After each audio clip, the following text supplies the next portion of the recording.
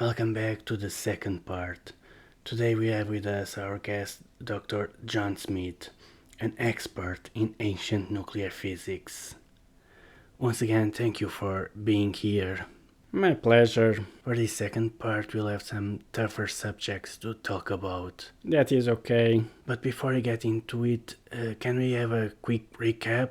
Sure. To start, ancient Greeks have developed nuclear physics and were more advanced than us. They like it so much that they named the alphabet after the particles alpha and beta. But when the Roman came, they decided to eliminate all knowledge of this subject, because this knowledge was an affront to the powers that be, and because of the two nuclear accidents on Etna and Vesuvius. Terrible stuff. But some people kept working on it underground into the Middle Ages. Although they kept being attacked during witch hunts, they left some proof of their developments with the mushroom drawings. Thank you for that quick recap. No problem. Moving the subject to the harder subject. Let's do it. Your theories are not well accepted by the mainstream archaeology. Yes, these theories are not well accepted yet. We have the replies from Dr. Julius to some questions about your theories during the latest Modern Archaeology conference in Austin. Do you mind if we show it and then you can comment on it? Sure, it's only with this kind of debate that we can advance mainstream archaeology from the stagnant state we find it. No, the proof for those hypotheses require a very far-fetched interpretation of the evidence. Just the Greek alphabet, really. Of course not. The word alphabet comes from the merge of the first two Greek letters, alpha and beta, the same letters that later gave the names for the radiation particles, not the other way around. Everyone should know this from middle school, at least.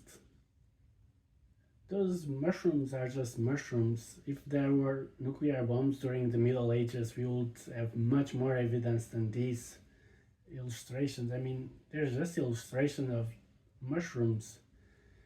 Please, can we stay on the topic of this conference?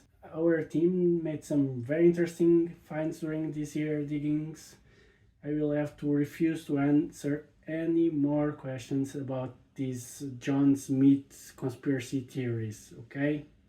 So after that he was asked why modern archaeology refuses to take any more relevant questions into consideration, and he just left the stage. Honestly, it's sad. I was hoping to see some honesty, but it's just sad how they want to just ignore all the evidence and pretend like they don't know that their own theories have holes. It's disgusting how they talk about this so deceitfully, cause they know this stuff is not all made up. The evidence is there, anyone can see it, and then they call you a conspiracy theorist. Some of them, I don't think they do it on purpose. Mainstream archaeologists are taught something during their academic studies, and it becomes hard to consider that anything else might have happened. They end up just refusing to take any other theories with solid evidence, into consideration. And because they don't have any better arguments, they just call them conspiracy theories. It's sad.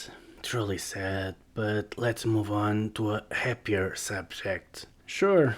You wrote us your new book was just published last month. Self-published indeed. The mainstream publishers refuse to have anything to do with my book. What publisher refused to publish your book? Oh, I didn't ask any of them. You didn't? No, because I knew they would just try to keep me from publishing my book.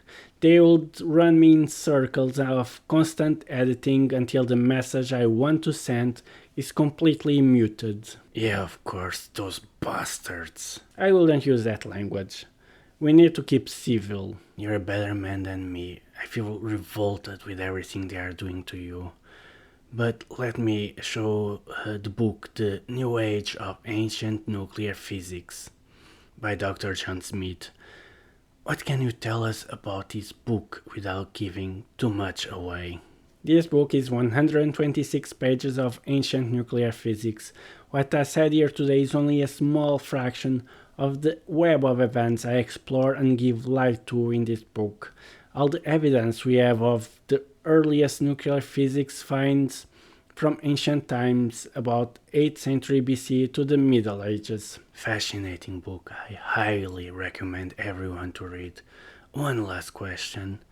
What will you work on after this? Well, I'm always open to new evidence to the current time range I presented here and in this book. Of course, like the good man of science you are. But now I want to focus my studies into the next time era, between Middle Ages and the modern times. What is the question you expect to answer for that period? Did the underground sects got completely wiped out, or some offshoot of the underground nuclear physics survived and continued to work, guiding the rest of humanity, maybe even to the present? Now we are really running out of time. Truly fascinating stuff. Please let us know when your studies have some more progress and we will for sure invite you again. Thank you for coming. My pleasure. And thank you for watching. We hope you have enjoyed the show. If so, please remember to share, like and subscribe.